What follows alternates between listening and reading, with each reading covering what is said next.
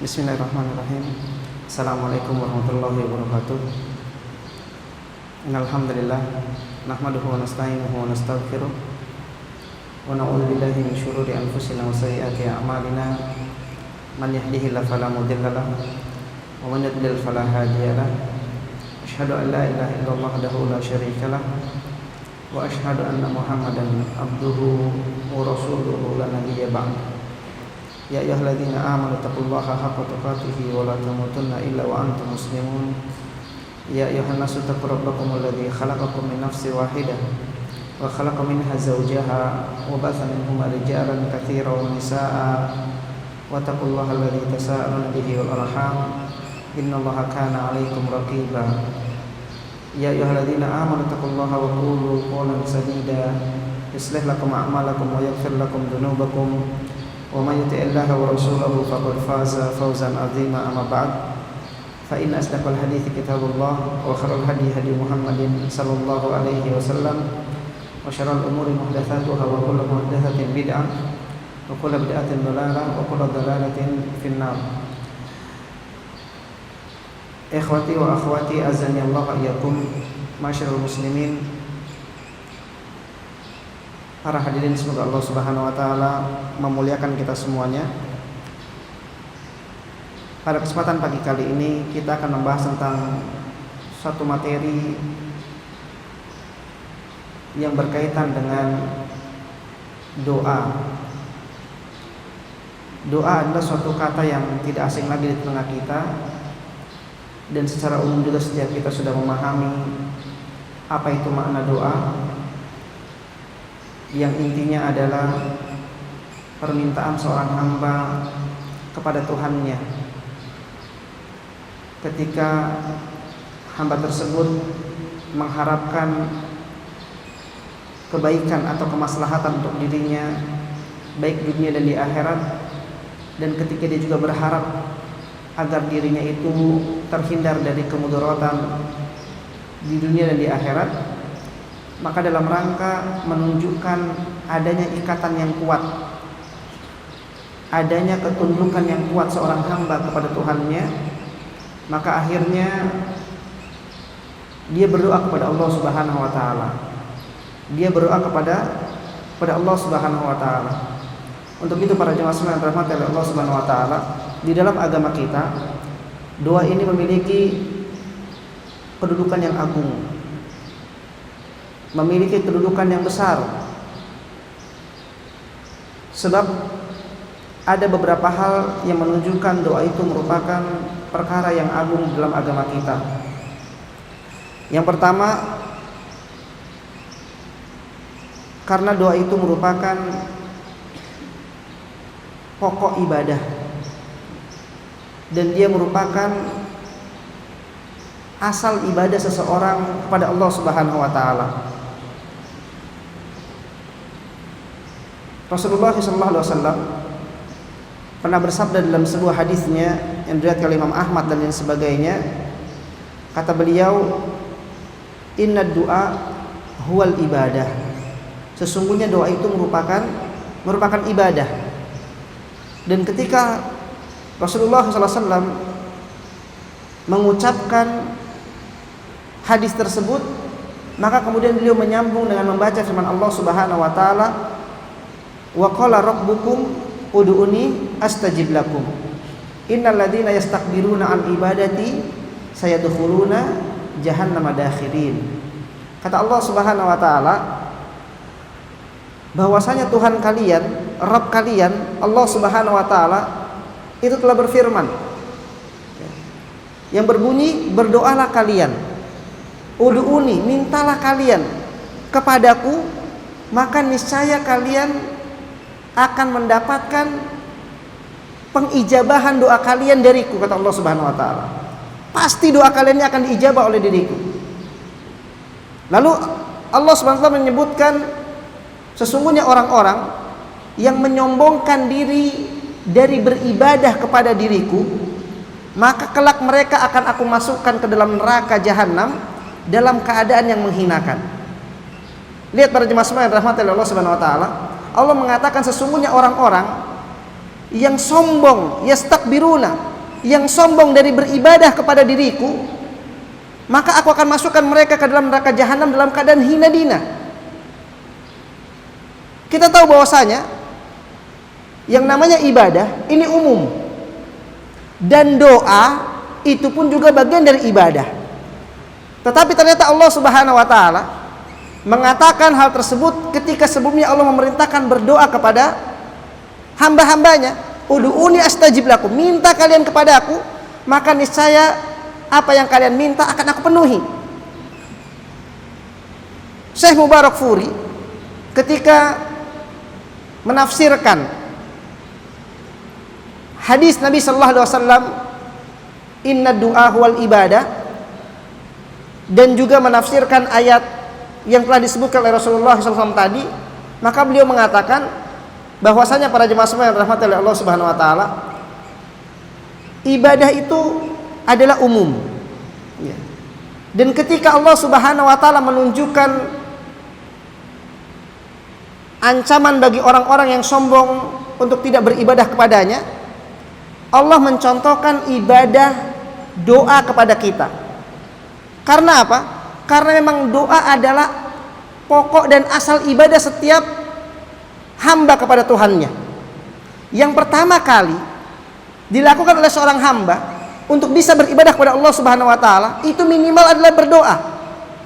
Sebelum anak-anak kita dia mengerti tentang sholat dan lain sebagainya, biasanya kita ajarkan apa dulu mereka? Berdoa. Yang menunjukkan doa itu merupakan amalan yang menakjubkan di sisi Allah Subhanahu wa taala. Untuk itu para ulama mengatakan, seandainya seseorang untuk berdoa saja dia itu tidak semangat dan malas berdoa kepada Allah Subhanahu wa taala, apalagi untuk melaksanakan ibadah-ibadah yang lainnya. Kenapa? Para jemaah semua yang dirahmati Allah Subhanahu wa taala, Allah menjanjikan amalan doa ketika kita mengerjakannya pasti Allah akan kabulkan. Sedangkan Allah tidak menjanjikan amalan-amalan yang lainnya untuk diterima. Makanya kita selalu berdoa kepada Allah Subhanahu wa taala, Allahumma inni as'aluka ilman nafi'an wa rizqan thayyiban wa amalan mutaqabbala. Kita minta kepada Allah agar amal kita ini salah satu yang diterima oleh Allah Subhanahu wa taala. Sekarang jelas-jelas Allah janjikan orang-orang yang berdoa kepada Allah Subhanahu wa taala, dia tidak akan merugi. Kenapa? Karena pasti Allah Subhanahu wa taala akan mengabulkannya. Atau dalam hadis Nabi sallallahu alaihi wasallam, beliau mengatakan bahwasanya tidak ada ruginya seorang berdoa kepada Allah Subhanahu wa taala. Sebab ketika seorang berdoa kepada Allah Subhanahu wa taala, dia akan mendapatkan salah satu dari tiga hal. Bisa jadi doanya langsung Allah ijabah dengan Allah berikan apa yang dia pinta dari kemaslahatan dunia dan akhiratnya, atau terhindar dari kemudaratan dunia dan akhiratnya. Ya. Yang kedua, para jemaah semua yang rahmati Allah Subhanahu wa taala, kalaupun misalnya Allah tidak langsung kabulkan, kata Rasulullah SAW, maka Allah akan tahan. Tetap Allah akan berikan, tidak akan Allah sia-siakan. Allah akan tahan doa kita dan Allah akan kabulkan nanti di akhirat. Dan yang ketiga, seorang yang berdoa kepada Allah Subhanahu wa taala, dia tidak akan merugi. Karena kenapa? Kalaupun misalnya kita kok kayaknya belum dikabulkan kayaknya, gitu ya. Maka pada saat itu Allah Subhanahu wa taala akan memalingkan lawan dari doa yang kita pinta senilai dengan doa yang kita pinta. Misalnya kita meminta kebaikan pada Allah Subhanahu wa taala. Iya. Tetapi ternyata kita belum mendapatkan, maka pada saat itu kita mesti yakini karena ada kejelekan-kejelekan yang Allah hindari dari kita senilai dari apa yang kita minta dari kebaikan tersebut.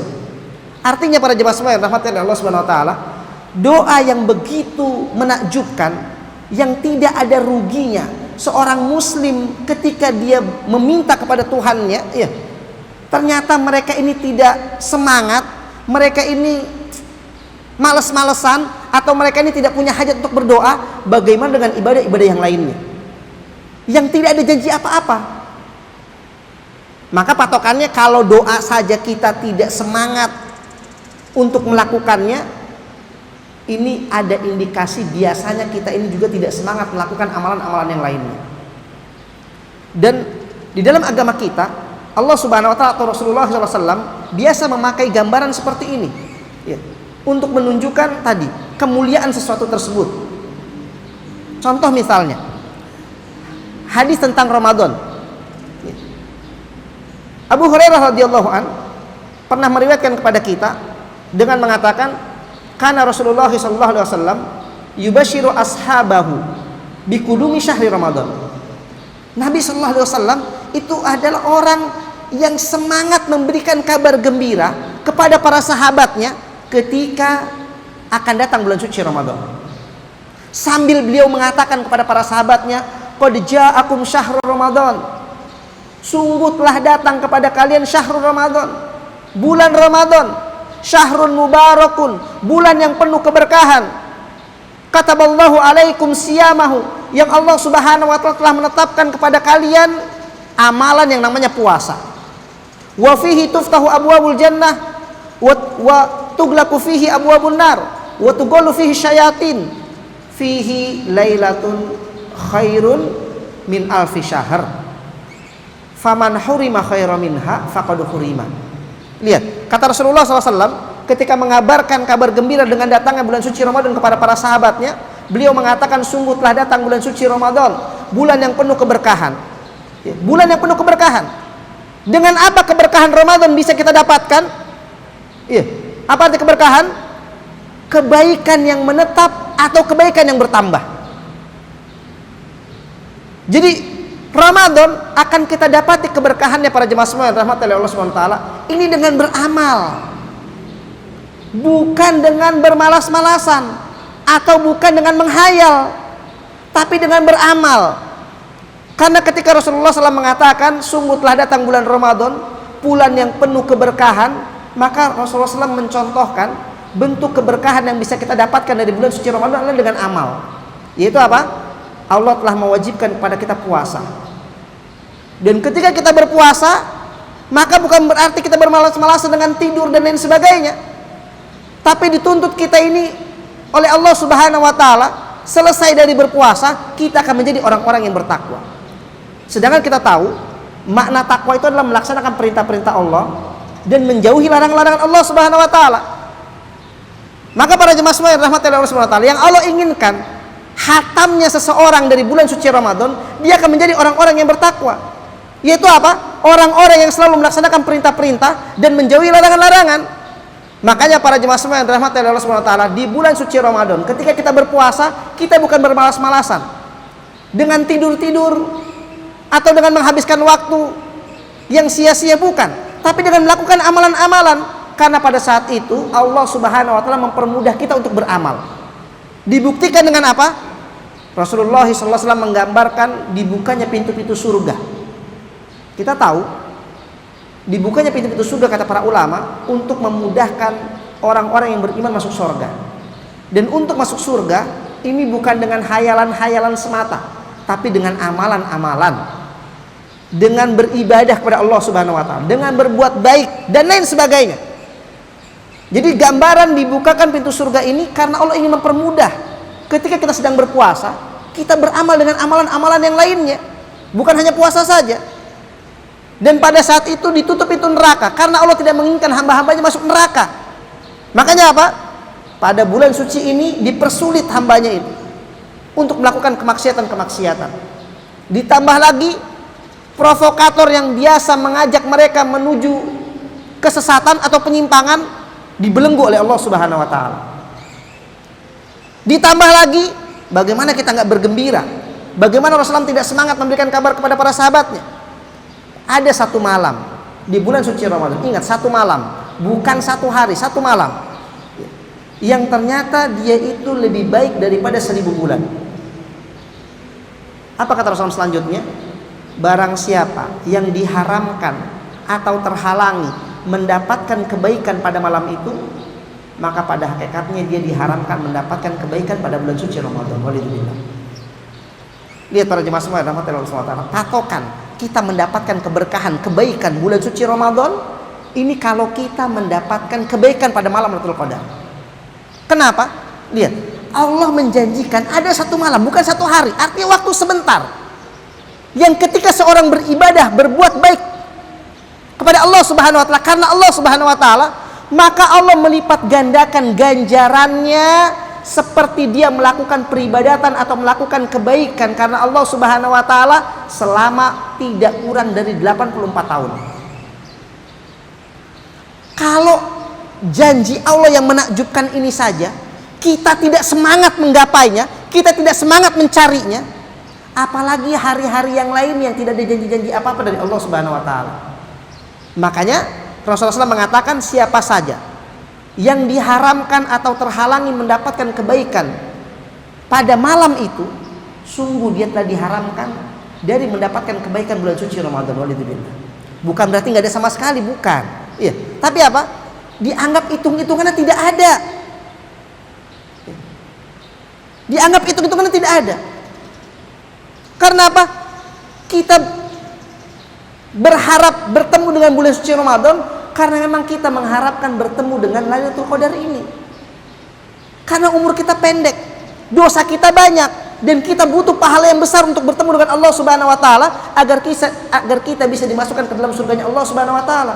Tentunya dengan amalan-amalan yang banyak, dengan pahala-pahala yang besar. Dan itu bisa kita dapatkan hanya dalam satu malam. Kalau satu malam ini saja kita tidak semangat mencarinya, bagaimana dengan malam-malam yang lainnya yang tidak ada janji apa-apa dari Allah Subhanahu wa taala? Paham sampai sini?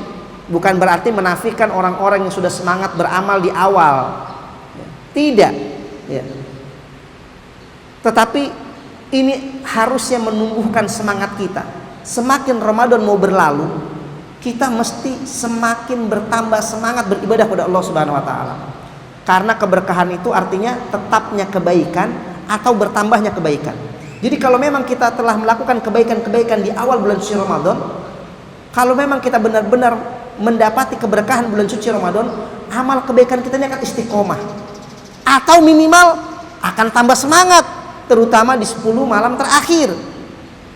Karena para sahabat yang bercerita tentang Rasulullah SAW, mereka mengatakan karena Rasulullah SAW yajtahidu fi ashril awakhir min Ramadan. Sesungguhnya Rasulullah SAW adalah orang yang bersemangat ketika berada pada 10 hari terakhir di bulan suci Ramadan. Bukan lemas-lemesan, tambah semangat. Kalau kita kebaliknya, semakin Ramadan mau berakhir, maka apa? Semakin lemes.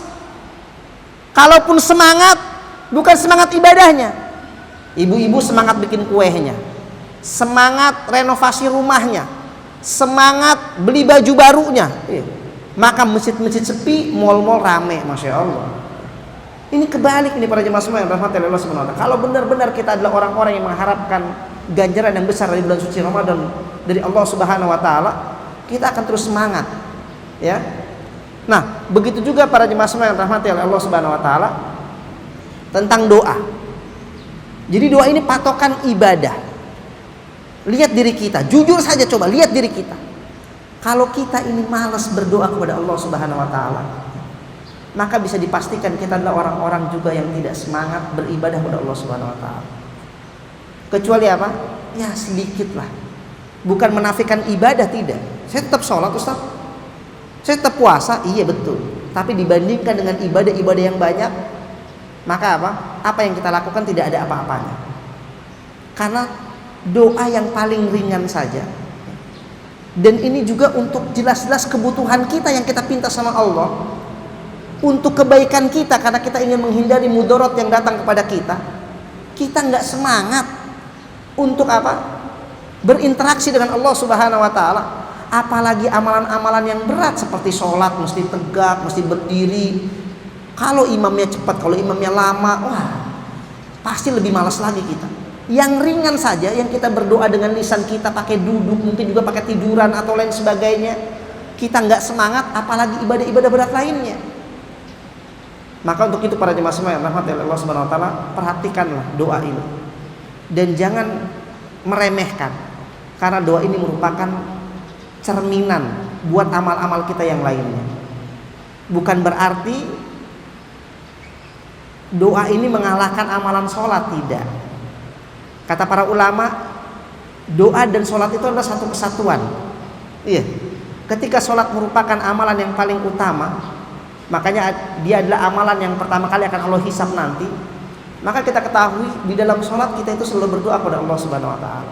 Jadi tidak ada pertentangan antara sholat dengan doa, karena makna sholat sendiri artinya apa? Doa. Makna sholat sendiri artinya apa? Doa. Untuk itu tidak ada pertentangannya. Kemudian yang kedua, yang mesti kita pahami juga dari masalah doa para jemaah semua yang rahmati Allah Subhanahu Wa Taala, dia merupakan semulia-mulianya ibadah. Dia merupakan apa? Semulia-mulianya ibadah.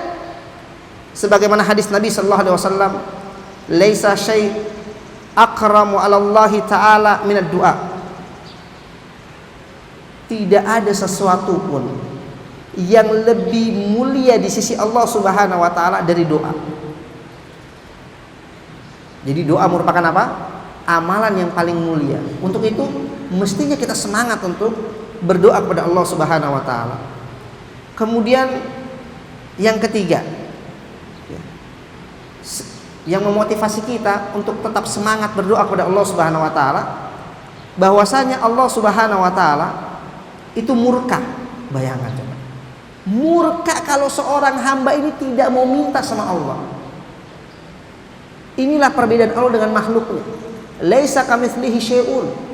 Tidak ada sesuatu pun yang serupa dengan Allah Subhanahu wa taala. Kalau kita sering dipinta sama orang, bahkan anak kita lah sering minta sama kita ya, kita lama-lama kesel, sebel gitu ya, minta mulu kan gitu misalnya ya. Tapi kalau Allah ini tidak sama dengan makhluknya. Allah semakin kita banyak meminta, maka Allah akan semakin cinta sama kita. Allah semakin senang sama kita. Tapi sebaliknya kalau kita tidak minta sama Allah Subhanahu wa taala, Allah akan murka dan marah kepada kita. Sebagaimana hadis Nabi sallallahu alaihi wasallam yang diriwayatkan oleh Imam Tirmidzi, Rasulullah sallallahu mengatakan, "Malam yas'alillah yaghdab alaih." Siapa yang tidak mau meminta kepada Allah Subhanahu wa taala, Allah akan murka kepadanya. Allah akan marah kepadanya.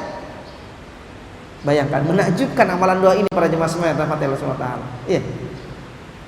Jadi kita dituntut untuk banyak pinta. Pinta apa saja yang banyak. Karena kita berdoa kepada pemilik alam raya, pemilik dunia. Makanya jangan takut minta apa saja. Karena Allah menjanjikan, "Ud'uni astajib lakum." Pasti aku akan kabulkan permintaan kalian. Dan yang keempat, dan ini merupakan bentuk keutamaan doa juga. Di antara bentuk keutamaan doa tentunya banyak, dan saya meringkas 4 saja.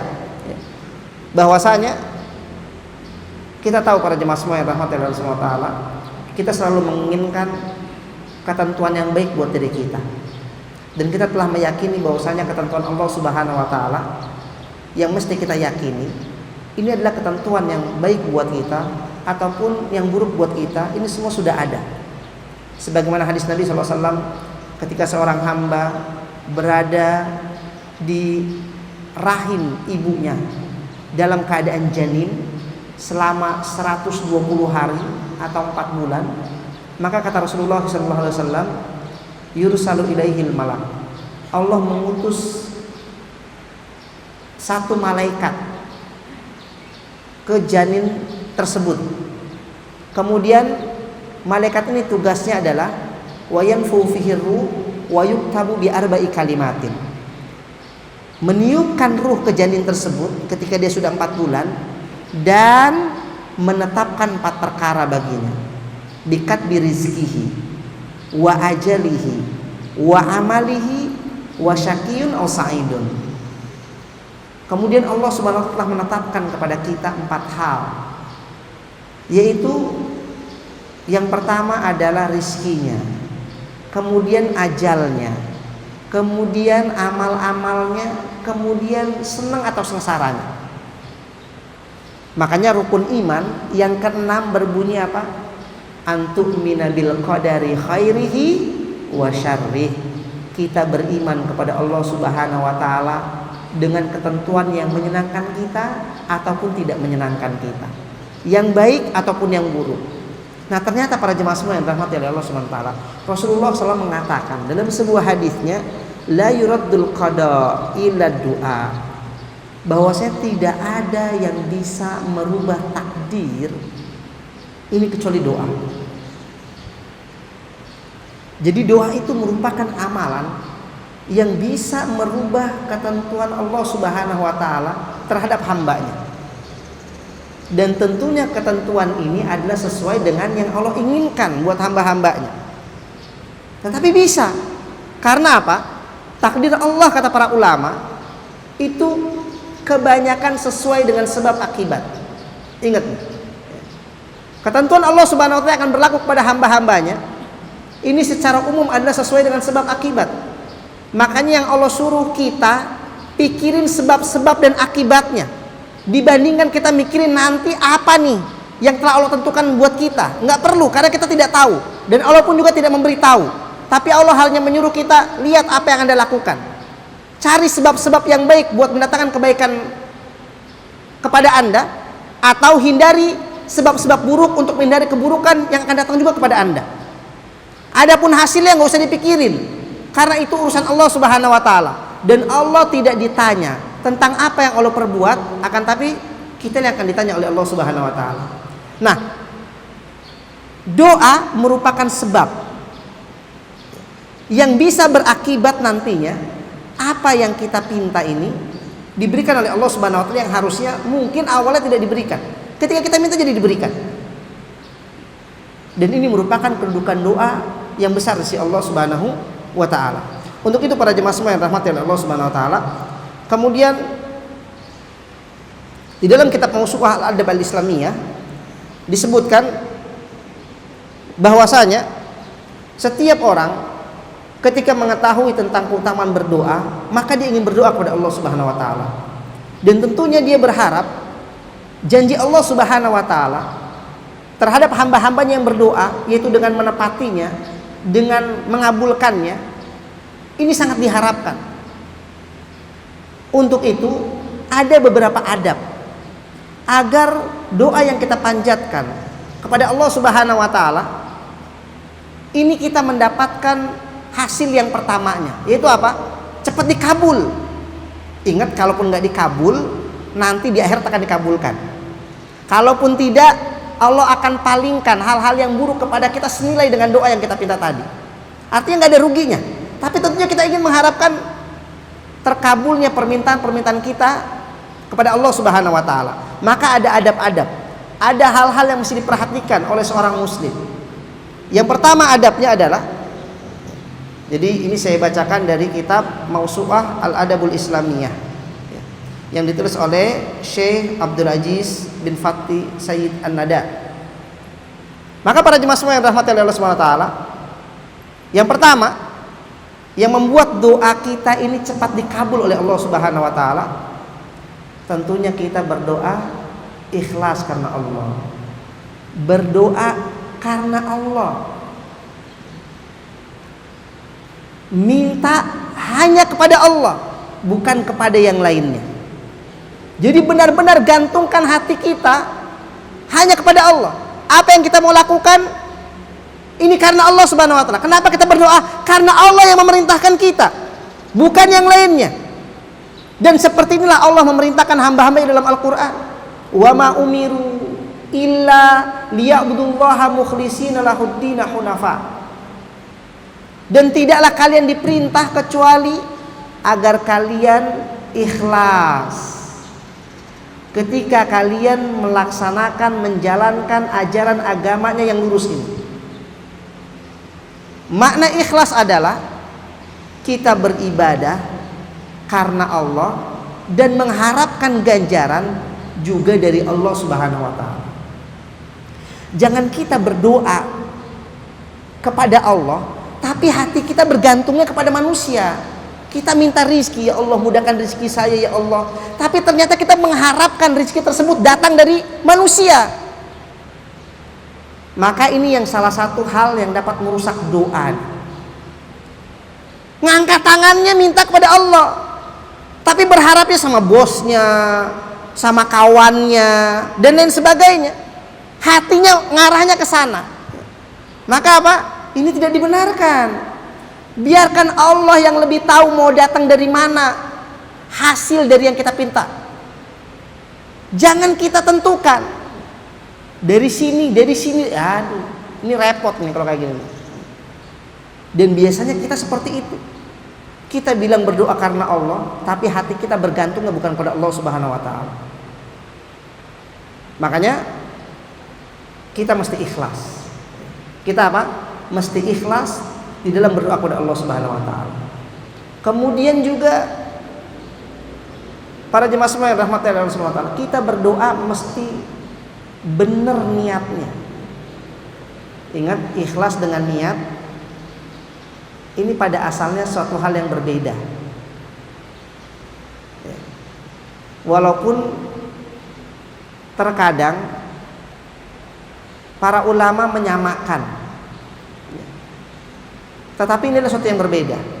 Kalau ikhlas itu adalah beribadah karena Allah dan mengharapkan ganjaran dari Allah. Kalau niat ini adalah tadi, apa-apa yang kita niatkan dari amalan kita.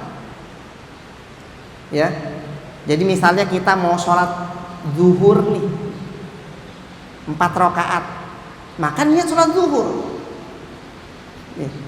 Itu niat. Untuk itu, kalau kita membaca kata niat dalam satu tulisan, maka lihat kita sedang baca buku apa nih. Kalau kita sedang baca buku akidah, kalau disebut niat itu maknanya ikhlas.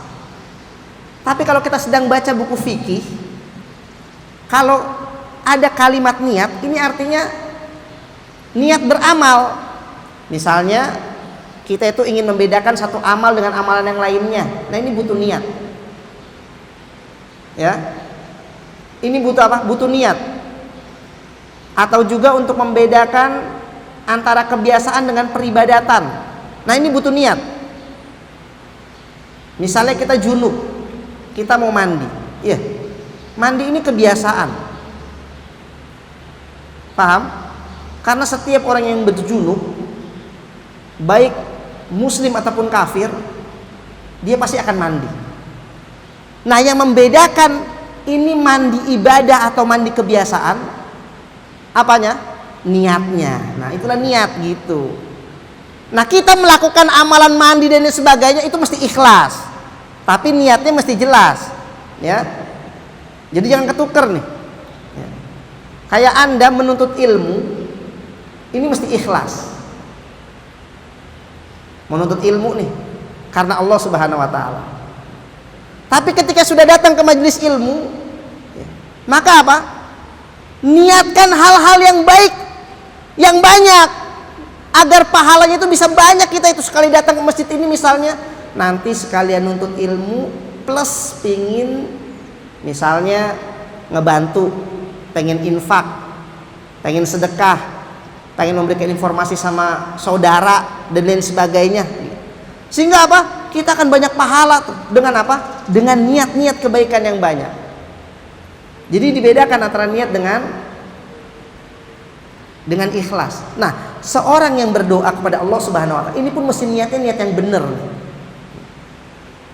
Jadi dia berdoa bukan untuk karena memudahkan perbuatan dosa. Jadi biar berbuat dosa sama Allah dimudahkan misalnya. Minta apa? Dimudahkan biar apa? Tadi melakukan dosa. Atau yang membuat akhirnya terputusnya silaturahim. Berdoa kejelekan dan sebagainya. Maka ini niatnya nggak benar. Kalau doa kita ingin terkabul, niatkan yang baik-baik. Jadi kalau kita mau berdoa, katakan yang baik-baik, jangan yang buruk-buruk. Ya. Makanya kata Rasulullah SAW, doa seseorang kepada saudaranya yang tidak dia ketahui, ya, maka apa? Ini adalah doa yang pasti diijabah oleh Allah Subhanahu wa taala. Dia mendoakan kebaikan buat saudaranya.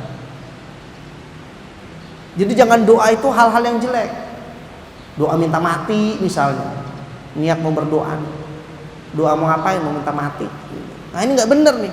Karena berat nih, ngadepin beban hidup dan lain sebagainya. Nah, ini mah udah alamat nih. Jadi doa yang baik-baik ya. Jadi minta kemudahan rizki, misalnya kita niatkan nanti kalau dimudahkan memang untuk kebaikan-kebaikan.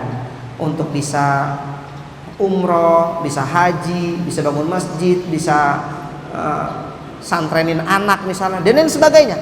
Ya, niatkan yang baik-baik. Ini yang pertama, ya, agar doa kita cepat dikabulkan oleh Allah Subhanahu Wa Taala. Adab yang pertama adalah tadi niat ikhlas karena Allah Subhanahu Wa Taala, dan niat dari doa kita itu kebaikan-kebaikan, bukan keburukan-keburukan. Kemudian yang kedua, para jemaah semua yang rahmati Allah Subhanahu Wa Taala, yang mesti kita perhatikan ketika kita berdoa adalah kita pernah tahu adanya hadis Nabi Sallallahu Alaihi Wasallam yang menerangkan kepada kita tentang orang-orang yang pernah berdoa dan doanya tidak dikabulkan oleh Allah Subhanahu Wa Taala. Kalau pernah belajar hadis Arba'in, maka disebutkan tentang kisah seorang laki-laki. Tsumma dzakara rajulu yutilu safar ash'atha akbar tsumma yamuddu yadayhi ila samai ya rabbi wa mat'amuhu haramun wa mashrabuhu haramun wa ghudiya bi haramin wa malbasuhu haramun wa ghudiya bil haramin fa aynama yustajabu lahu. Rasulullah bercerita tentang ada seorang laki-laki yang dia ini sedang dalam perjalanan jauh, sedang safar. Karena dia sedang kesulitan di waktu safar, akhirnya dia mengangkat kedua tangannya ke langit sambil mengatakan, wahai Tuhanku, sambil berdoa, minta pertolongan kepada Tuhannya Allah Subhanahu Wa Taala. Tetapi kata Rasulullah SAW, orang ini makan dari makanan-makanan yang haram, baik cara mendapatinya ataupun zatnya. Minumnya pun juga dari minuman-minuman yang haram, baik cara mendapatinya maupun zatnya. Dan memakai pakaian pun dari pakaian yang haram, baik cara mendapatkannya maupun zatnya. Dan dia memenuhi kebutuhan hidupnya ini dengan sesuatu yang haram. Maka bagaimana mungkin doanya dikabulkan oleh Allah Subhanahu Wa Taala? Artinya para jemaah semua yang rahmati Allah Subhanahu Wa Taala, kalau kita ingin doa kita cepat dikabulkan oleh Allah Subhanahu Wa Taala, maka kita harus dan wajib meninggalkan kemaksiatan-kemaksiatan secara umum, terkhusus memakai barang-barang yang Allah haramkan dimakan dan dikenakan oleh kita. Ini mesti kita hindari. Karena apa? Ini sebagai penghalang doa kita. Walaupun adab-adab yang lainnya sudah kita penuhi. Misalnya doa angkat tangan, ini sudah terpenuhi adabnya nih. Dalam hadis dikatakan Allah tuh malu ketika seorang hamba mengangkat kedua tangannya ke langit dan diturunkan dalam keadaan sifar, dalam keadaan kosong, gak dapat apa-apa. Malu Allah. Artinya orang ini harusnya sudah dikabulkan doanya. Ditambah lagi dia sedang safar. Sedangkan Rasulullah SAW mengatakan ada 3 doa yang pasti dikabulkan oleh Allah Subhanahu Wa Taala. Yaitu apa? Doa musafir. Doa musafir ini doa yang pasti dikabulkan kata Rasulullah SAW. Jadi harusnya orang ini berdoa di waktu yang sudah tepat, dengan cara yang tepat pula. Tetapi ternyata nggak dikabul karena apa? Karena dia melakukan kemaksiatan kepada Allah Subhanahu Wa Taala. Salah satunya mengkonsumsi barang-barang haram. Maka kita mesti meninggalkan hal tersebut para jemaah semua yang rahmati Allah Subhanahu Wa Taala. Karena apa? Ini yang dapat menunda dikabulkannya doa kita. Kita apa? Tinggalkan. Dalam hadis yang lain, Ibnu Abbas radhiyallahu an pernah dinasihati oleh Rasulullah sallallahu alaihi wasallam. Ihfazillah yahfazka. Ihfazillah tajidhu tujahaka. Wa idza sa'alta fas'alillah wa idza ista'anta fasta'in billah. Para jemaah semua yang rahmati Allah Subhanahu Wa Taala, Rasulullah SAW mengajarkan kepada anak kecil, karena Ibnu Abbas itu sahabat kecil, ya, untuk menjaga agama Allah Subhanahu wa taala, ajaran-ajaran Allah Subhanahu wa taala, perintah-perintah Allah Subhanahu wa taala. Barulah ketika kita sudah menjaga perintah-perintah Allah, menjaga agama Allah, Allah baru akan menjaga kita. Dan kalau Allah sudah menjaga kita, ya, Allah sudah perhatian sama kita, maka pasti Allah ini tidak akan melupakan kita. Pasti kita ini akan apa? Akan ditolong dan akan diberi. Makanya Rasulullah SAW mengajarkan kepada Ibnu Abbas, setelah mengajarkan jaga dulu hak-hak Allah Subhanahu wa taala, baru Anda pinta. Ya, makanya kalau engkau mau meminta, kata Rasulullah kepada Ibnu Abbas, minta kepada Allah. Kalau engkau ingin pertolongan, minta pertolongan kepada Allah Subhanahu wa taala. Setelah apa? Setelah diperintahkan menjaga agama Allah, baik perintah-perintahnya ataupun larangan-larangannya, baru pinta. Dan ini juga sesuai, ya, dengan hadis-hadis yang sangat banyak yang menerangkan tentang bahwasanya orang-orang yang mendekatkan diri kepada Allah dengan melaksanakan perintah dan menjauhi larangan, ini merupakan sebab-sebab dikabulkan doa oleh Allah Subhanahu wa taala. Jadi apa? Hindari mengkonsumsi barang-barang baik didapat dengan baik apa cara mendapatkannya ataupun zatnya yang ketika itu diharamkan oleh Allah Subhanahu wa taala. Bajunya halal nih, bahannya halal, bukan sutra misalnya, tapi ternyata ngedapetinnya dari mencuri, atau dia nggak mencuri, beli, tapi belinya dari uang korupsi misalnya, maka sama aja, ya. Ini yang membuat seorang ini terhalang dikabulkan doa oleh Allah Subhanahu wa taala. Ini yang kedua, meninggalkan hal-hal diharamkan. Yang ketiga, kalau kita ingin cepat dikabulkan, maka sebaliknya kita mesti banyak mendekatkan diri kita kepada Allah Subhanahu wa taala. Kita harus memperbanyak mendekatkan diri kita kepada Allah Subhanahu wa taala. Banyak beribadah kepada Allah Subhanahu wa taala. Sebagaimana hadis dalam Arba'in juga, hadis nomor 38 ya. Ketika Rasulullah SAW menerangkan tentang ma yataqarrabu abdi bi syai'in ahabba ilaihi mimma iftaratuhu alaihi, kata Allah Subhanahu wa taala. Hadis qudsi. Tidaklah hambaku mendekatkan diri kepadaku dengan sesuatu yang lebih aku cintai, ya, dibandingkan dengan apa-apa yang telah aku wajibkan atas mereka. Jadi Allah senang nih kalau kita ini beribadah kepada Allah dengan yang wajib-wajib. Dengan apa? Dengan yang wajib-wajib dulu. Maka prioritaskan yang wajib. Dan sempurnakan amalan-amalan wajib kita sebelum yang lainnya. Jangan kita terkecoh dengan amalan sunnah, tapi amalan sunnah ini ternyata merusak amalan wajib kita, ya. Karena kebanyakan manusia ini kadang-kadang keliru. Dia sibuk melaksanakan sunnah, padahal wajibnya sendiri belum sempurna. Contoh yang paling gampang kita lihat pada bulan Ramadan ini, mungkin diri kita atau saudara-saudara kita lebih khawatir, lebih was-was kalau mereka ketinggalan tarawih berjamaah dibandingkan sholat wajib berjamaah. Makanya mereka selalu apa? Cepet-cepet pulang dari kantor, pengen cepet-cepet, pengen ngapain? Sholat tarawih begitu. Maghribnya bablas mah nggak jadi masalah. Maghribnya nanti di rumah misalnya, enggak berjamaah, tapi yang penting apa? Tarawihnya berjamaah. Ini keliru. Tetap tarawih itu hukumnya sunnah, berjamaahnya paling banter juga sunnah. Sedangkan sholat wajib hukumnya apa? Wajib.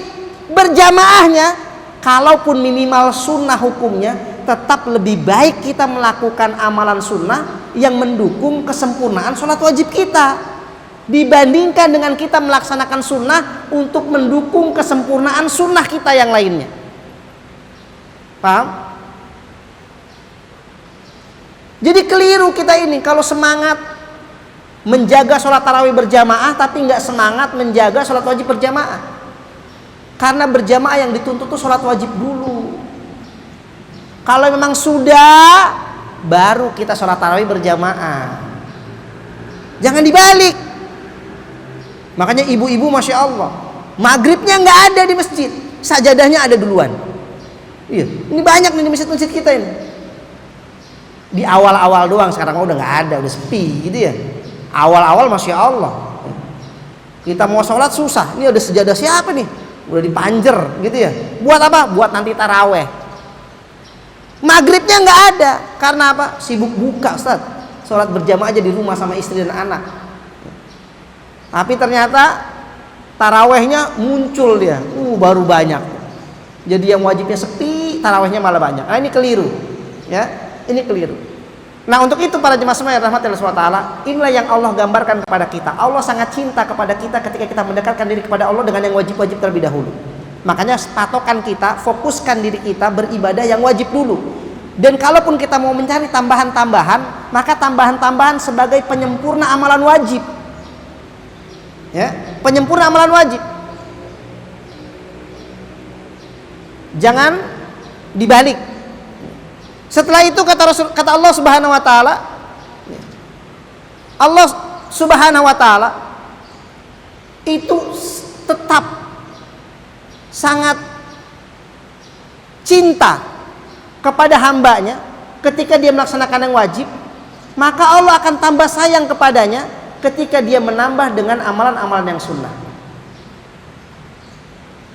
Jadi setelah wajib baru kita diperintahkan untuk menambah amalan-amalan sunnah kita. Nah makanya sunnah-sunnah ini jangan diremehkan. Karena kata Allah Subhanahu wa taala, ketika Allah semakin cinta, atau kita terjemahkan semakin sayang sama kita. Jadi yang pertama kalau yang wajib cinta, kemudian kalau tambah yang sunnah, Allah semakin sayang sama kita. Apa kata Allah Subhanahu wa taala? Kuntu, aku itu akan menjadi sam'ahu alladzina yasma'una bihi. Aku akan menjadi pendengarannya yang dia gunakan untuk mendengar.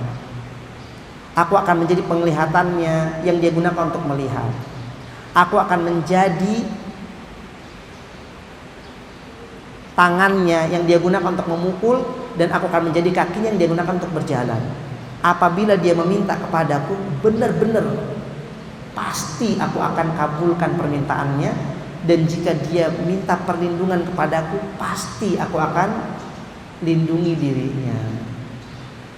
Lihat, para jemaah semua yang rahmati Allah Subhanahu wa taala, ternyata ya, Allah akan betul-betul mengilhami kebaikan kepada hamba-hambanya, sehingga hambanya selalu melakukan kebaikan. Dan ketika dia melakukan kebaikan, akhirnya Allah akan penuhi keinginan-keinginannya. Ini ketika dia melaksanakan yang wajib-wajib, kemudian yang sunnah-sunnah. Untuk itu kita mesti banyak mengamalkan amalan-amalan sunnah. Tentunya setelah kita tidak melupakan yang wajib. Ingat-ingat nih, kita tidak melupakan yang wajib, baru kita perbanyak amalan sunnah, nggak jadi masalah ya. Bahkan inilah yang membuat doa kita cepat dikabul oleh Allah Subhanahu wa taala. Kita pernah mendengar kisah 3 orang, bagaimana ketika mereka ini berdoa kepada Allah Subhanahu wa taala karena mereka telah melakukan amalan-amalan yang menakjubkan, amalan-amalan baik yang menakjubkan. Maka akhirnya apa? Doanya benar-benar langsung dikabul oleh Allah Subhanahu wa taala. Ya. Doanya langsung dikabul oleh Allah Subhanahu wa taala. Atau hadis Nabi SAW ketika orang sedang berpuasa, orang yang sedang berpuasa doanya tidak bakal ditolak oleh Allah Subhanahu wa taala. Kenapa? Karena dia sedang melakukan kebaikan. Doa yang tidak juga ditolak oleh Allah Subhanahu wa taala ketika seorang sedang sholat dan dia berdoa di akhir sholatnya sebelum salam, atau dia berdoa di sujud-sujudnya. Ingat, bukan di akhir sujud, bukan ya. Ini orang juga keliru nih ya, berdoa di akhir sujud. Jadi kalau pas sujud terakhir lama banget, ini nggak benar. Disuruh oleh Nabi SAW untuk fa'aksirud du'a fi sujud, Perbanyaklah doa di waktu sujud. Kapan sujud? Kapan saja, bukan sujud terakhir. Kapan saja di waktu sujud. Kalaupun mau kita itu berdoa sebelum salam. Tapi kalau sujud, setiap sujud kita perbanyak doa, bukan sujud terakhir saja, ini keliru. Ya. Ini enggak benar ini keliru. Nah, makanya para jemaah semua yang rahmati Allah Subhanahu wa taala, poin yang ketiga yang mesti kita perhatikan agar doa kita cepat dikabul oleh Allah Subhanahu wa taala, perbanyak amal kebaikan. Iya. Karena hadis umum dari dari Rasulullah SAW, beliau mengatakan, innallaha fi aunil abdi makanal abdu fi aunil akhi. Allah Subhanahu wa taala akan selalu menolong hambanya ketika hambanya menolong saudaranya. Jadi perbuatan baik apa saja, baik itu ibadah langsung pada Allah atau berbuat baik kepada manusia, ini semua merupakan sebab-sebab cepat dikabulkannya doa kita oleh Allah Subhanahu wa taala. Kemudian sebab-sebab yang lainnya para jemaah semua yang rahmati Allah Subhanahu wa taala, kita memilih waktu-waktu dan tempat-tempat khusus. Ini yang penting. Memilih waktu-waktu dan tempat-tempat khusus untuk berdoa kalau memang ingin cepat dikabul. Misalnya waktunya adalah di sepertiga malam terakhir. Sepertiga malam terakhir. Karena itu merupakan dikabulkannya doa oleh Allah Subhanahu wa taala. Atau juga tadi di waktu-waktu antara azan dengan iqamah. Karena kata Rasulullah SAW,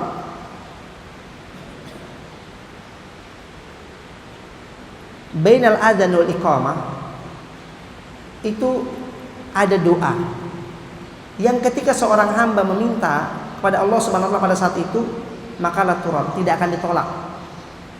Jadi apa? Tidak akan ditolak. Atau juga ketika kita sedang berpergian musafir,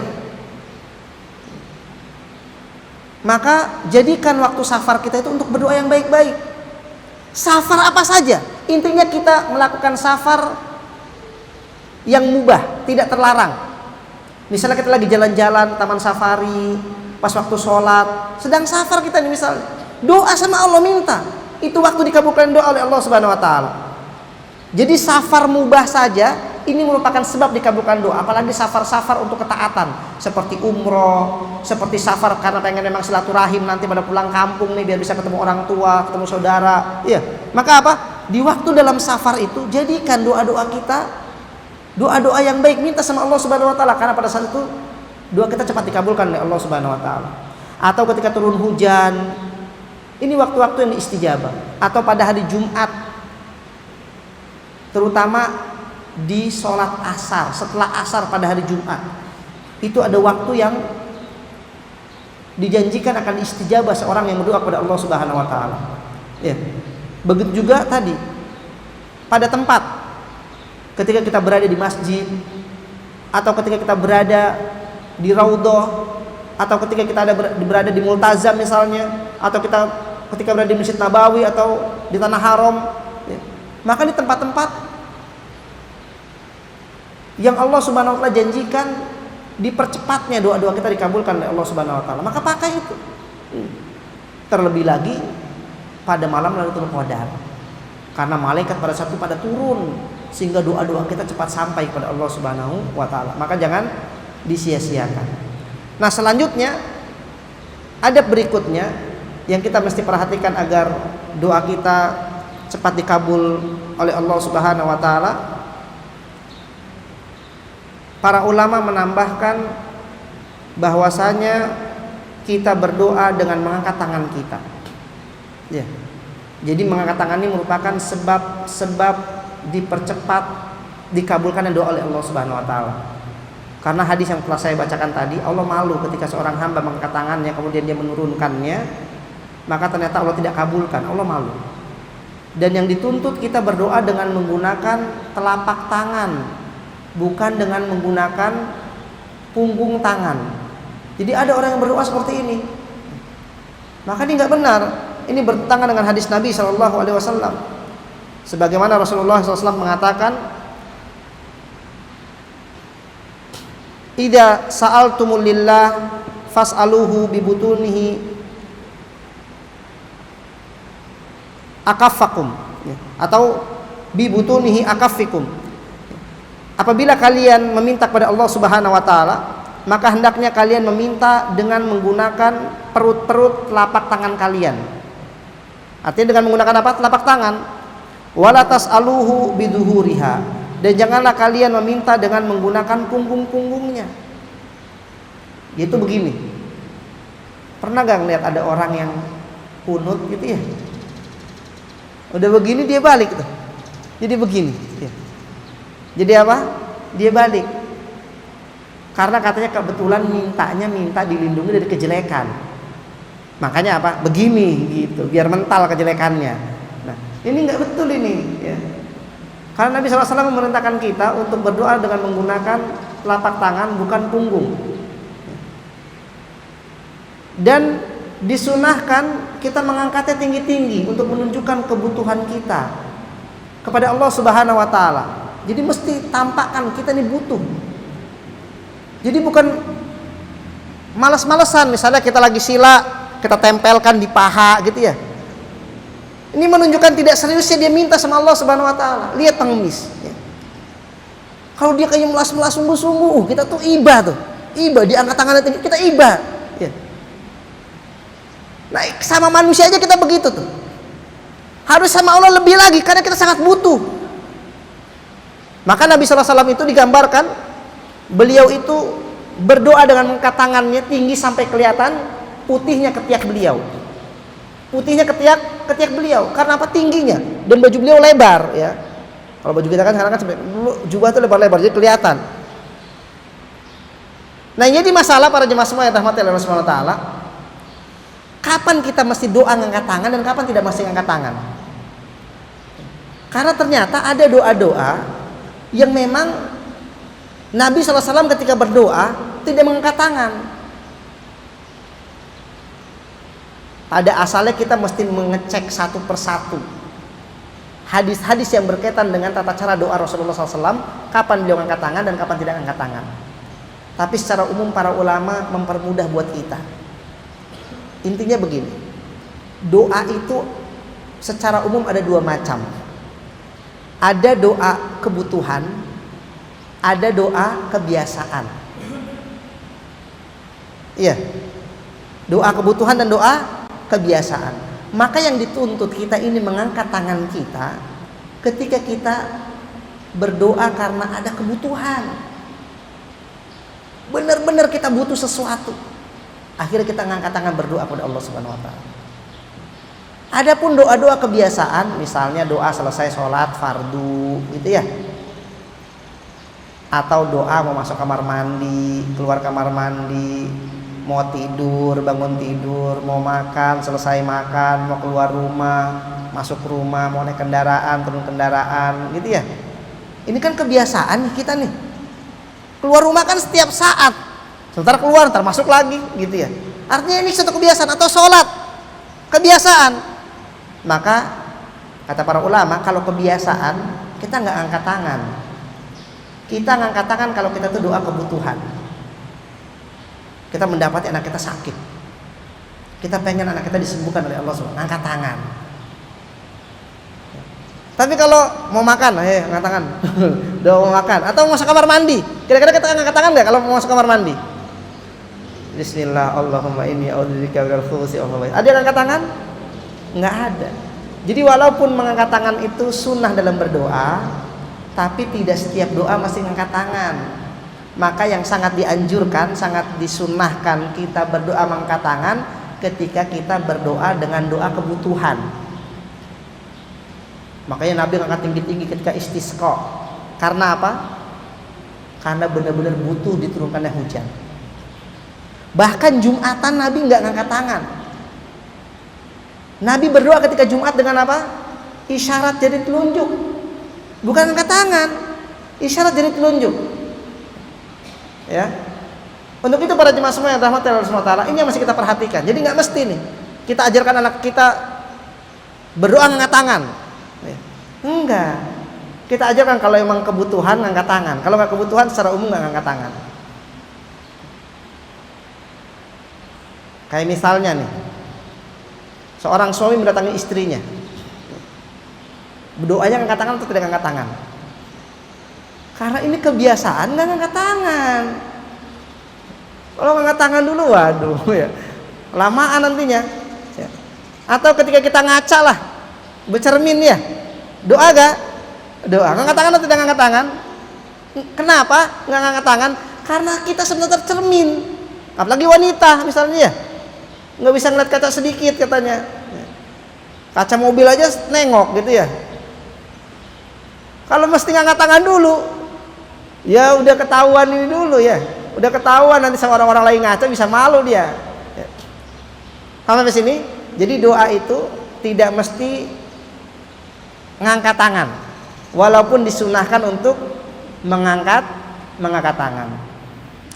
Ada berikutnya para jemaah semua yang rahmati Allah Subhanahu wa taala. Kita memulai berdoa dalam keadaan memuji Allah Subhanahu wa taala, menyanjung Allah Subhanahu wa taala. Jadi kita puji-puji dulu Allah Subhanahu wa taala, kita sanjung-sanjung Allah Subhanahu wa taala. Dan ini merupakan anjuran dari Rasulullah SAW yang beliau mengatakan, idza shalla ahadukum falyabda bitahmidi rabbih azza wajal. Jika salah seorang di antara kalian berdoa, maka hendaknya memulai dengan memuji Tuhannya azza wajalla. Wasana alaih, dan juga dia menyanjung-nyanjung Allah Subhanahu wa taala. Summa yusolli ala nabi, kemudian dia juga tidak melupakan bersolawat kepada Nabi sallallahu alaihi wasallam. Summa yad'u ba'da bima syaa, kemudian setelah itu silakan dia meminta kepada Allah apa yang dia kehendaki. Para jemaah semua yang rahmati Allah Subhanahu wa taala, inilah yang diajarkan oleh Rasulullah sallallahu alaihi wasallam kepada kita. Ya. Kemudian adab berikutnya, kalau kita ingin berdoa untuk kebaikan orang lain dan untuk kebaikan diri kita, maka hendaknya kita memulai mendoakan diri kita dulu baru orang lain. Ya. Diri kita dulu baru orang lain. Dan ini merupakan adab-adab yang masih diperhatikan dalam berdoa. Sebagaimana Allah Subhanahu wa taala memberikan isyarat kepada kita dalam banyak ayatnya tentang doa-doa para nabi-nabi terdahulu yang mereka berdoa kepada Allah, Rabbighfir li wali walidayya. Ya Allah, ampunilah diriku baru buat orang tua kita. Jadi bukan orang tua kita dulu kita doakan, diri kita dulu baru kita doakan orang tua kita. Diri kita dulu baru orang lain. Allahumma gfirli, gitu misalnya. Wali walidayya. Kemudian Allahumma gfirli misalnya. Kita sebutkan siapa? Apakah kawan-kawan kita atau saudara-saudara kita? Tapi apa? Kita minta dulu buat kita, baru apa saudara-saudara kita yang lainnya. Atau misalnya dalam hadis Nabi sallallahu alaihi wasallam, beliau mengatakan kana, atau digambarkan tentang keadaan beliau ketika berdoa dari para sahabatnya. Kata para sahabat, kana idza dzakara ahadan fada'alahu bada'a bi nafsihi. Adalah Rasulullah SAW ketika beliau menyebut salah seorang di dalam doanya, maka beliau berdoa dulu buat dirinya, kemudian baru beliau berdoa buat saudaranya tadi, buat salah seorang di antara saudaranya tadi. Jadi jangan apa? Jangan dibalik. Jangan dibalik. Ada berikutnya para jemaah semua yang rahmati Allah Subhanahu wa taala, yakin dan menghadirkan hati. Jadi ketika kita berdoa, maka yakin, jangan ada keraguan. Apa iya doanya bakal diterima sama Allah ya? Nah, ini nggak benar kayak gini nih. Jadi kalau kita mau berdoa sama Allah, yakin Allah akan menerima doa kita dan akan mengabulkan doa kita. Jangan ada perasaan, Oh kayaknya ini mah kebanyakan nih, udah nggak usah lah. Ini nggak bener nih, nggak yakin sama Allah, ya. Padahal Rasulullah SAW mengatakan ud'ullaha wa antum muqinuna bil ijabah. Berdoalah kalian kepada Allah Subhanahu wa taala dalam keadaan kalian yakin bahwa doa kalian pasti diijabah oleh Allah Subhanahu wa taala. Jadi nggak boleh ada keraguan-keraguan sedikit pun juga. Jadi mau minta sesuatu, apa iya nanti dikabulkan ya? Udah nggak usah lah, ganti lagi. Jangan, sudah. Yakin aja, minta apa saja sama Allah Subhanahu wa taala. Ingat, Allah yang kita pinta ini adalah pemilik jagat raya ini, pemilik alam raya ini. Ya. Semua mudah bagi Allah untuk diberikan kepada hamba-hambanya kalau memang Allah berkehendak. Allah tinggal mengatakan kun fayakun, jadi sudah semuanya. Ya. Maka jangan ada keraguan. Untuk itu hati kita pun juga mesti mantap. Jangan main-main, jangan lalai. Ya, sebagaimana sabda Nabi SAW, kata beliau, wa'lamu annallaha la yastajibu du'aan min qalbin ghafilin lahin. Ketahuilah, sesungguhnya Allah Subhanahu wa taala tidak akan mengabulkan doa orang yang hatinya itu ghafil, lalai, walahin, dan main-main, lahun. Jadi kalau doa itu serius, ya, jangan seperti kita dapati kebanyakan atau sebagian kaum muslim ini main-main. Ketika berdoa itu, ya matanya kemana atau enggak serius lah. Apalagi kalau doanya berjamaah, ya, amin, kan gitu ya. Ini kalau berdoa tuh begitu, tangannya juga bagaimana, ya pokoknya salah-salah lah sudah, ya. Jadi bagaimana mungkin akan dikabulkan oleh Allah Subhanahu Wa Taala? Padahal Allah menjanjikan pasti akan dikabulkan, tetapi tidak akan dikabulkan ketika seseorang itu ternyata hatinya dalam keadaan tidak serius, tidak hadir, serta dalam keadaan main-main, ya. Maka para jemaah semua yang dirahmati Allah Subhanahu wa taala, itu sebagian adab-adab berdoa yang mesti kita perhatikan. Masih banyak adab-adab yang lainnya, tapi karena keterbatasan waktu saya tidak bisa menemani para jemaah semuanya sampai waktu zuhur karena saya ada acara di tempat lain, ya.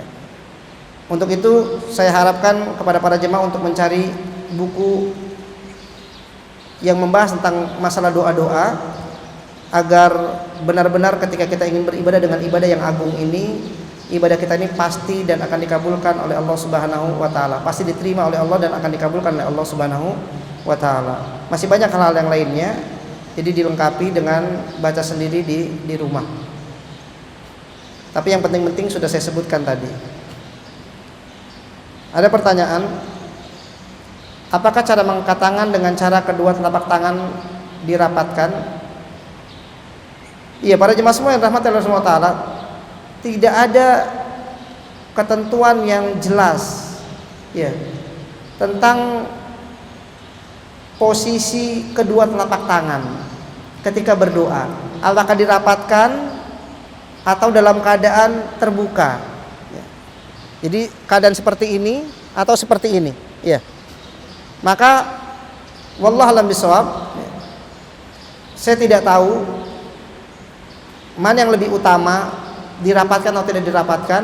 Pada intinya Nabi SAW hanya memerintahkan kepada kita untuk mengangkat kedua tangan kita, dan tidak ada yang saya ketahui dalil yang memerintahkan untuk merapatkan atau juga merenggangkan sehingga dikembalikan ke urf, ke kebiasaan, ya.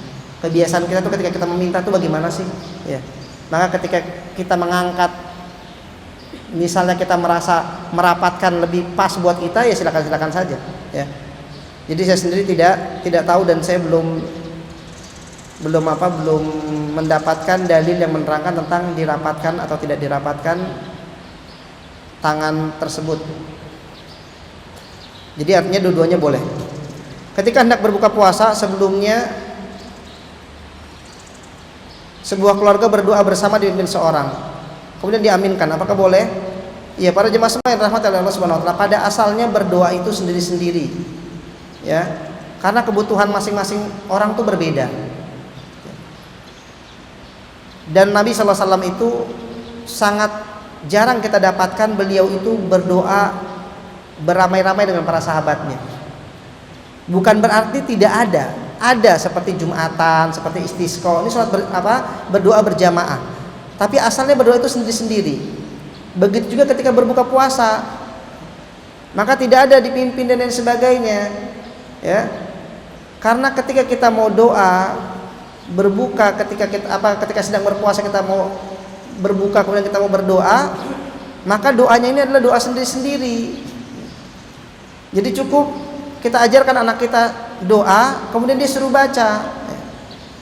Jadi nggak perlu dikomando dan lain sebagainya. Karena para ulama khilaf di dalam masalah menentukan kapan yang lebih utama membaca doa ketika berpuasa. Apakah sebelum kita berbuka kita sudah baca dulu zahabadz dzama'u wa batallatil uruqu wa thabatal ajru insyaallah, atau ketika kita sudah berbuka? Jadi ketika dengar azan nih, bismillah, kita baca bismillah, kita makan kurma misalnya. Kemudian setelah makan kurma atau setelah minum baru kita baca zahabadz dzama'u wa batallatil uruqu wa thabatal ajru insyaallah. Ya. Ulama khilaf, apakah dibaca doa itu ketika kita sudah makan atau sebelum kita makan? Paham ya? Kalau dikembalikan asal doa itu kan permintaannya, yang artinya belum terkabul, sehingga apa? Kita membacanya sebelum kita berbuat, kita berdoa. Kayak kita mau masuk WC, doanya sudah masuk WC dulu atau masih di luar WC? Doa keluar rumah, kita keluar dulu apa masih di dalam rumah? Kan gitu. Paham ya? Nah begitu juga kita mau berbuka dulu atau belum berbuka? Maka dari sini para jemaah sekalian rahmatullah taala, yang lebih roji wallahu a'lam bishawab,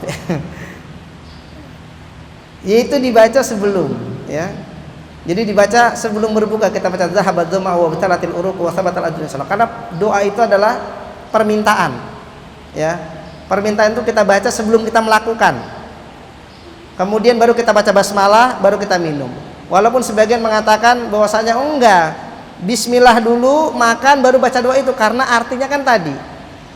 Artinya kan telah pergi rasa haus, telah basah urat-urat leher, dan telah tetap ganjaran insyaallah. Makanya kenapa terjadi khilaf? Karena memang kerancuan dalam masalah arti doa tadi. Wallahu a'lam bishawab. Tetapi para ulama sepakatnya tidak dipimpin terlebih dahulu oleh kepala keluarganya atau oleh orang-orang tertentu. Wallahu a'lam bishawab. Ustaz, apakah setelah wudu kita membaca doa dengan mengatakan iya? Dalam hadis riwayat Imam Bukhari, Rasulullah SAW berwudu, kemudian beliau mengangkat tangannya. Makanya tadi saya katakan secara umum pada asalnya adalah yang saya telah bagi tadi. Doa itu mengangkat tangan ketika ada kebutuhan, tidak mengangkat tangan ketika kebiasaan. Tetapi untuk berwudu, Rasulullah SAW pernah berdoa dalam hadis Sahih Bukhari dengan mengangkat tangannya sampai kelihatan kedua ketiaknya. Bolehkah kita bersedekah lalu diniatkan agar Allah mengabulkan doa kita? Para jemaah semua yang dirahmati oleh Allah Subhanahu wa taala, kalau kita beribadah kepada Allah Subhanahu wa taala, maka hendaknya kita itu tadi mengikhlaskan diri kita kepada Allah dengan cara melakukannya karena Allah dan mengharapkan ganjaran hanya dari Allah Subhanahu wa taala saja. Iya. Nah, kalau kita bersedekah, ya, kemudian berniat kalau kita sedekah ini kita berharap Allah Subhanahu wa taala akan mengabulkan doa kita, maka apakah ini dibolehkan? Maka pada asalnya sebagaimana yang telah saya katakan tadi, yang dimaksud dengan mengharap ganjaran dari Allah Subhanahu wa taala itu bersihnya ibadah kita dari riya, dari sum'ah, dan dari mendapatkan sesuatu dari dunia. Mendapatkan sesuatu dari dunia. Maka pada asalnya kita hendaknya meninggalkan niatan-niatan yang terlarang, ya. Yang terlarang itu misalnya tadi kita sedekah mudah-mudahan biar nanti dapat 10 kali lipatnya nih misalnya dari sedekah kita. Maka kalau seperti ini terlarang. Nah kalau seandainya kita bersedekah tapi niatnya adalah untuk biar doa kita dikabulkan, bagaimana? Ya pada asalnya sebetulnya enggak seperti itu prakteknya. Tapi kita sedekah dulu, lalu setelah sedekah kita berdoa dengan menjadikan doa kita ini sebagai tawasul. Ya. Jadi tawasul dengan amal-amal baik. Ya Allah, saya telah bersedekah. Kalau memang sedekah saya ini diterima oleh Engkau, maka kabulkanlah doa saya. Jadi bukan kita niatkan sedekah nih, mudah-mudahan doa saya diterima. Nah, ini khawatir kita mengharapkan sesuatu dari dunia. Kita melakukan kebaikan biar dapat ini, biar dapat itu. Dan ini yang dikhawatirkan nanti tercela, ya. Jadi bagusnya yang ada contohnya, sebagaimana yang sudah pernah kita baca dari 3 orang yang tersesat dalam goa, yang dia menjadikan amalan-amalannya ini sebagai sarana buat berdoa. Salah satunya kan orang yang telah bersedekah kepada saudarinya, yang pada asalnya dia suka sama saudarinya nih, tapi ternyata cintanya bertepuk sebelah tangan, saudarinya nggak suka. Akhirnya suatu ketika sedang ada musim paceklik, saudari ini pengen ngutang uang, maka kata dia nggak usah ngutang, udah nih saya kasih dengan nilai yang besar, yaitu hampir setengah kilo emas, bukan gram-graman, 500 gram emas. Jadi hampir apa? 500 gram emas. Maka para jemaah semua yang dirahmati oleh Allah Subhanahu wa taala, syaratnya kata dia, engkau mesti mau bersetubuh dengan diriku. Entah bagaimana, karena ini bukan orang Islam, ini umat-umat terdahulu, wanita ini mau. Tapi ketika akan disetubuhi, dia katakan, ittaqillah, takutlah engkau kepada Allah. Janganlah cincin itu dipakai kecuali oleh pemiliknya. Gitu. Akhirnya dia sadar, ya nggak boleh nih. Akhirnya apa? Dia tinggalkan. Dia tidak ambil uangnya, padahal perjanjiannya kan begitu tuh ya. Dia tinggalkan dan dia niatkan sedekah. Maka para jemaah semua yang rahmati Allah Subhanahu wa taala, akhirnya orang ini berdoa, ya Allah, kalau seandainya apa yang saya lakukan itu diterima di sisi Engkau, maka kabulkanlah doa saya. Agar apa? Agar dia bisa selamat ketika terkurung dalam gua. Dan ternyata dikabulkan. Nah jadi begitu, bagusnya kita nggak meniatkan tapi langsung kita jadikan sarana. Kita bangun masjid nih, kita doa, angkat tangan kita, ya Allah, saya telah membangun sebuah rumah milik Engkau di dunia. Kalau memang apa yang saya lakukan ini diterima di sisi Engkau, maka sembuhkanlah anak saya, mudahkanlah rezeki suami saya, berikanlah kebahagiaan kepada keluarga saya. Begitu. Nah ini nggak apa-apa. Ya. Tapi jangan diniat-niatkan tadi, nanti jadi rusak semua amal-amal itu. Ya.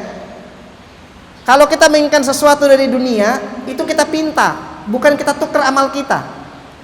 Jadi kalau kita ingin sesuatu dari dunia, maka apa? Kita minta sama Allah dan usaha, bukan kita niatkan sholat duha biar kaya, baca al-waqiah biar tidak miskin, biar mudah jodoh, puasa apa misalnya, puasa hari kelahiran gitu misalnya ya. Jadi puasa tuh buat bisa ini, bisa itu, bisa, ini nggak betul ini, ya. Tapi kalau kita jadikan sebagai sarana untuk berdoa kepada Allah Subhanahu wa taala, maka ini merupakan sarana yang manjur, sarana yang paling cepat membuat doa kita dikabulkan oleh Allah Subhanahu wa taala. Wallahu a'lam bishawab. Bolehkah kita berdoa dalam bahasa Indonesia di waktu sujud kita? Boleh.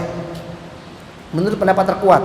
Walaupun yang lebih baik adalah kita menggunakan doa-doa yang telah dibaca oleh Rasulullah SAW. Ya, karena yang paling utama adalah kita mengikuti contoh Rasulullah SAW dalam berdoa. Karena setiap permasalahan yang kita hadapi para jemaah semua yang rahmat Allah Subhanahu wa taala, maka Nabi kita Muhammad SAW itu orang yang lebih dulu mengalaminya. Mesti kita yakin ini. Apa sih kesulitan kita misalnya? Nabi kita Muhammad SAW lebih susah daripada kita. Masalah keluarga, Nabi kita pernah punya masalah sama keluarganya. Sampai Nabi SAW tuh memboikot istrinya selama sebulan. Istri-istrinya diboikot selama sebulan. Artinya masalah-masalah yang dihadapi oleh Rasulullah SAW itu pada asalnya sama dengan yang kita hadapi. Makanya kita jiplak saja doa-doa dari Rasulullah SAW. Ya, yang bagus adalah beli buku doa-doa yang banyak dikarang. Salah satunya adalah karangan Ustaz Yazid bin Abdul Qadir Jawas yang berjudul Wirid dan Doa atau Doa dan Wirid. Itu lengkap sekali doa-doanya, silakan dibaca dan dihafal. Tetapi secara umum kalaupun kita mau pakai bahasa Indonesia maka dibolehkan kalau emang belum tahu. Apakah doa setelah azan kita boleh mengatakan iya boleh kalau memang doa kebutuhan, kan kebutuhan. Emang kita mau ketika azan mau doa apa? Kan gak ada doa khusus. Beda kalau doa selesai azan, Allahumma rabb hadhihi da'wati tammah ya. Ini kebiasaan. Tapi yang dimaksud tadi adalah doa azan dan iqamah, misalnya doa azan dan iqamah itu ada doa khusus, maka kita angkat tangan. Tapi kalau doa azan saja sebagaimana pertanyaan, maka tidak kita angkat tangan. Apakah setelah sholat wajib kita boleh berdoa? Boleh, silakan saja kita berdoa. Walaupun doa selesai sholat wajib itu adalah tidak mengangkat tangan. Kecuali kalau memang ketika selesai sholat wajib itu kita memiliki kebutuhan yang khusus, maka silakan kita berdoa dengan mengangkat tangan kita. Doa yang bagaimana yang termasuk mendikte Allah Subhanahu wa taala. Doa sebagaimana yang pernah disebutkan oleh sahabat Abdullah bin Mughaffal. Sahabat Abdullah bin Mughaffal ini pernah mendapati anaknya berdoa di sampingnya kepada Allah Subhanahu wa taala dengan membaca doa, Allahumma inni as'aluka al-qasra al-abyad. Ya Allah, aku minta kepada Engkau satu istana putih, iya, fi yaminil jannah, di sebelah kanan surga, idza dakhaltuha, apabila aku memasukinya. Jadi anaknya Abdullah bin Mughaffal ini sahabat Nabi, itu pernah berdoa dengan meminta kepada Allah Subhanahu wa taala istana putih di samping kanan sorga nanti apabila aku memasukinya. Maka pada saat itu bapaknya sebagai seorang sahabat Nabi mendengar apa? Doa anaknya ini. Maka bapaknya menasihati anaknya, ya bunayya, wahai anakku, mintalah kepada Allah itu surga ya surga, dan mintalah perlindungan kepada Allah dari neraka ya sudah, minta perlindungan kepada Allah dari neraka. Jangan seperti tadi, karena kata dia, aku telah mendengar Rasulullah SAW pernah mengatakan satakunu qaumun, ya, atau satakunu ummatun, akan ada satu umat yang mereka ini ya'taduna fid du'a, mereka ini berlebih-lebihan dalam berdoa. Ya. Karena apa? Karena mendikte. Jangankan kita di sebelah kanan, ya, di pinggiran pintu masuk surga juga nggak apa-apa ya. Kalau memang kita dapat kan gitu ya. Ini enggak, ini mendikte Allah nih. Minta istananya warna putih lah, jangan warna krem lah. Kayaknya krem nggak cocok buat saya. Saya maunya warna putih aja nanti. Kemudian ada sebelah kanan nih. Ya. Itu pun juga nanti kalau aku memasukinya. Gitu. Jadi ini orang nih ragu juga, rancu. Maka ini nggak benar nih. Ya. Jadi yang termasuk mendikte Allah Subhanahu Wa Taala ketika kita merinci permintaan kita, tidak meminta yang terbaik buat kita dari Allah Subhanahu Wa Taala. Ya. Misalnya mau minta jodoh atau minta anak, ya. Minta anak yang nanti rambutnya ikal, matanya belok, misalnya gitu ya. Kemudian badannya montok misalnya, atau minta jodoh yang ganteng orangnya, tingginya 180 misalnya, dirinci jadinya. Ya. Maka ini termasuk mendikte Allah Subhanahu wa taala. Minta yang terbaik dari Allah Subhanahu wa taala dengan doa-doa yang diajarkan oleh Rasulullah SAW dengan mengatakan Rabbana hablana min azwajina wa dzurriyyatina qurrata a'yun waj'alna lil muttaqina imama. Ini lebih bagus. Ya. Biar nanti Allah yang menentukan saja buat kita, ya. Jadi jangan didikte tuh kalau misalnya kita mau minta apa-apa atau minta rizki, mendoakan suami biar bisa kerja di PLN misalnya. Minta saja yang terbaik, soal mau nanti kerjanya di PLN atau di Pertamina atau di mana, biarkan saya, sudah Allah nanti yang mengatur sudah. Ya. Yang penting cari sebab-sebab untuk mendapatkan kerjaan tadi. Ya, jangan berdoa saja tapi suaminya nganggur di rumah, nggak ngirim-ngirim lamaran, jadi nggak terima juga.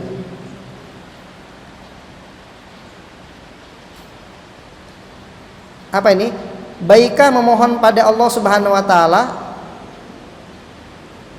secara detail? Ya pada asalnya para jemaah semua yang rahmatullah taala sudah dibahas tadi, ya. Kalaupun kita mau mendetail, maka mendetailnya secara umum. Ya. Jadi jangan secara khusus. Kalau secara khusus tidak dibenarkan. Itu termasuk mendikte Allah Subhanahu wa taala. Pengalaman mengajarkan saya pada doa yang dikabulkan Allah Subhanahu wa taala. Tapi kenyataannya ini tulisannya sayanya yang nggak bisa baca kayaknya nih.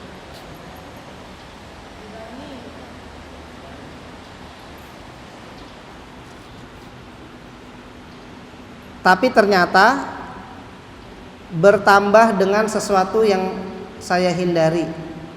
Mohon nasihat dalam berdoa. Syukran. Pengalaman mengajarkan saya pada doa apa nih? Saya nggak paham saya. Allah a'lam bishawab. Nanti ditanyakan khusus saja. Ketemu langsung ya, atau nanti pakai WhatsApp dan lain sebagainya. Ada hadis yang bilang bahwa doa yang diawali la ilaha illallah subhanaka inni kuntu minadz dzalimin tidak akan tertolak. Namun ada pada doa biasanya dimulai dengan memuji Allah Subhanahu wa taala dan bersolawat. Iya, para jemaah semua yang dirahmati Allah Subhanahu wa taala, pada asalnya kalimat-kalimat pujian kepada Allah Subhanahu wa taala itu banyak.